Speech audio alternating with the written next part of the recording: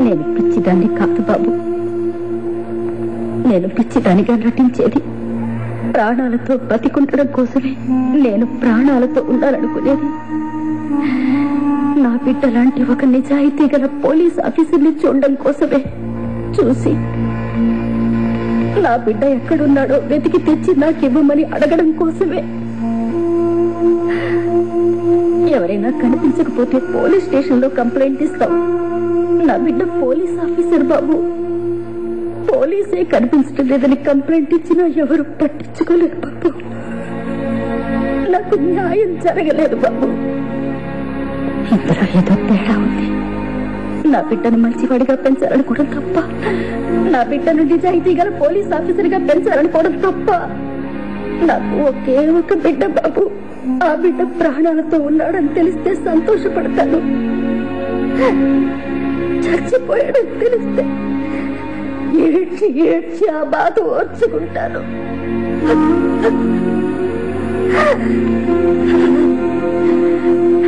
హుండీలో డబ్బులు వేసి కష్టం చెప్పుకుంటే ఆ కష్టాన్ని తీర్చే దేవుళ్లాగా ఫోన్ బాక్స్ లో రూపాయి వేసి ఫోన్ చేసి కష్టం చెప్పుకుంటే ఆ కష్టాన్ని తీర్చడానికి వచ్చిన పోలీసు బట్టలు వేసుకున్న దేవుళ్లాగా ఉన్నారు బాబు మీరు.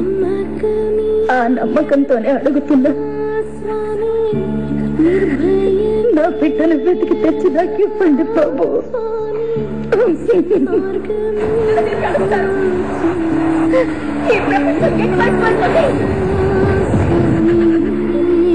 భయం, చనిపోతాను భయమా? అయినా నువ్వు బతుకున్నావు ఎవడు చెప్పాడు? ఊపిరి పీలిస్తే, మాట్లాడితే, లెఫ్ట్ రైట్ నడిస్తే ప్రాణాలతో ఉన్నట్టు అర్థమా? సస్తా బతకడం కాస్త చచ్చినా బతకాలి. అలా బతికిన వాడే నిజమైన మనిషి.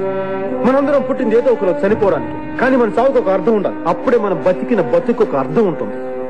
ఎప్పుడైతే ఒక పోలీస్ ఆఫీసర్ గా మీ డ్యూటీకి మీరు న్యాయం చేయలేరు, ఓ మంచి తండ్రిగా కూడా మీ పిల్లలకి మీరు న్యాయం చేయలేరు. ఆ ముఖం మీద వెటకారంలో తీసి పక్కన పెట్టు సార్. పోలీసులు పోలీస్ డిపార్ట్మెంట్ అన్న చీకొడుతున్న జనానికి తిరిగి పోలీసు మీద గౌరవం తెచ్చింది నేను, నమ్మకం పెంచింది నేను. ఎవరు లేని తల్లి ఓ పెద్దవిడ కొడుకు కనిపించట్లేదని పోలీస్ స్టేషన్ లో కంప్లైంట్ ఇచ్చి సంవత్సరం నుంచి న్యాయం జరగక జీవితం మీద విరక్తితో పిచ్చాసుపత్రికి పాలన అలాంటి తల్లి కూడా పోలీసు మీద నమ్మకం పెంచింది నేను. ఆ నమ్మకానికి నేను న్యాయం చేసి తీరుతాను. ఎవిడెన్స్ ఎక్కడ కావాలి? వెతుకుతాను. ఎక్కడో చోట దొరుకుద్ది. దొరికిన రోజున దీని వెనకాల ఎవడు ఎలాంటోడైనా సరే వెతికి పట్టి అందరినీ బయటికి లాగుతాను. ఐజీ రంజిత్ ప్రసాద్ సార్, ఆ తల్లికి మనశ్శాంతి కలిగేంత వరకు ఈ రాష్ట్రంలో ఏ ఒక్కరిని మనశ్శాంతిగా ఉండనివ్వడం.